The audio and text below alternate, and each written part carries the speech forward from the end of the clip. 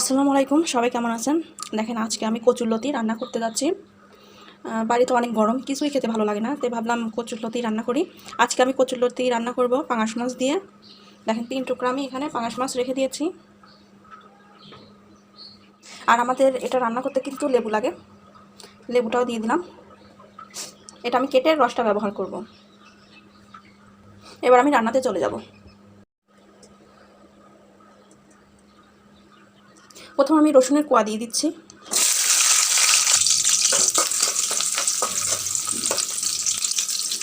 পেঁয়াজ কুচি,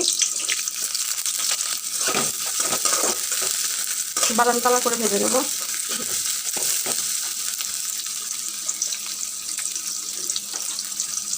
একটা তেজপাতা দিয়ে দিচ্ছি।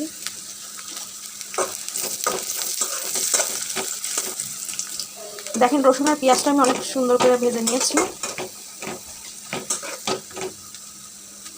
এর মধ্যে আমি আদা দিয়ে দেবো,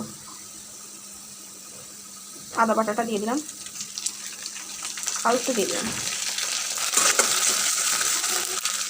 জিরা বাটা। এতটুকু আমাদের লাগবে না।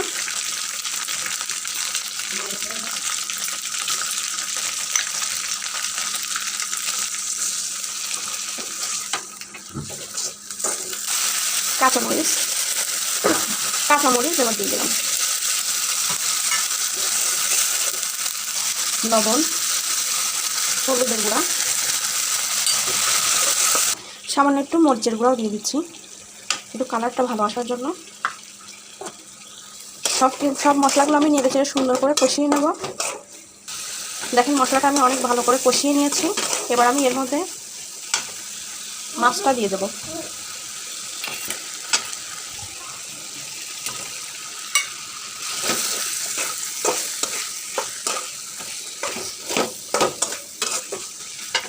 সামান্য একটু পানি দেবো মাছটা একটু সিদ্ধ হওয়ার জন্য। এবার আমি ঢাকনা দিয়ে রেখে দেবো।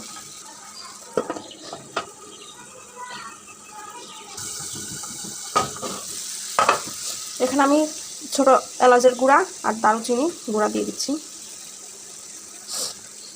মানে ফ্লেভারটা অনেক ভালো আসবে সেই জন্য। আবারও ঢাকনা দিয়ে রেখে দেবো। দেখেন মাছ আমাদের কষানো হয়ে গেছে, অনেক সুন্দর করে কষিয়ে নিয়েছি। এবার এর মধ্যে আমি কচুরলতিটা দিয়ে দেবো।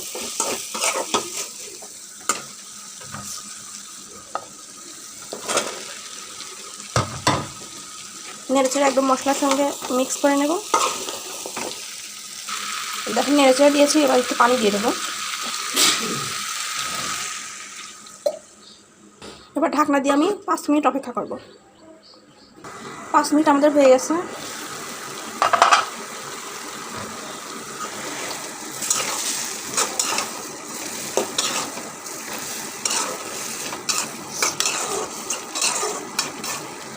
এবার আমি এর মধ্যে লেবুর রসটা দিয়ে দেবো।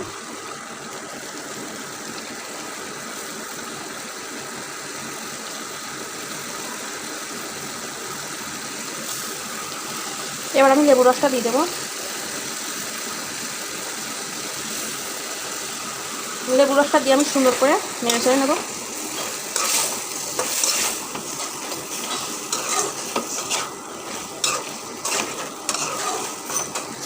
আবার আমি ঢাকনা দিয়ে রেখে দেবো।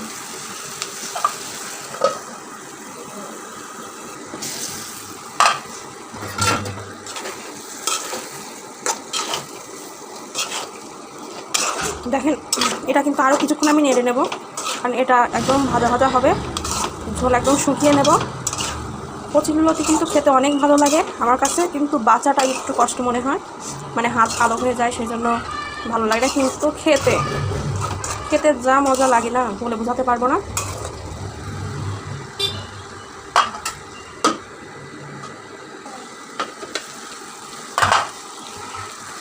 এখন আর ঢেকে দেবো না, নেড়ে চেড়ে শুধু ভেজে নেব।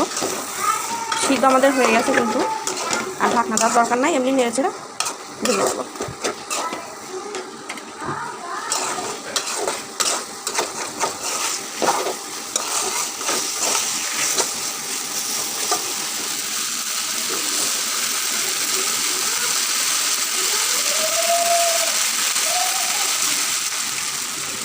একটু লবণ কম হয়েছে, তাই লবণটা আমি দিয়ে দিচ্ছি।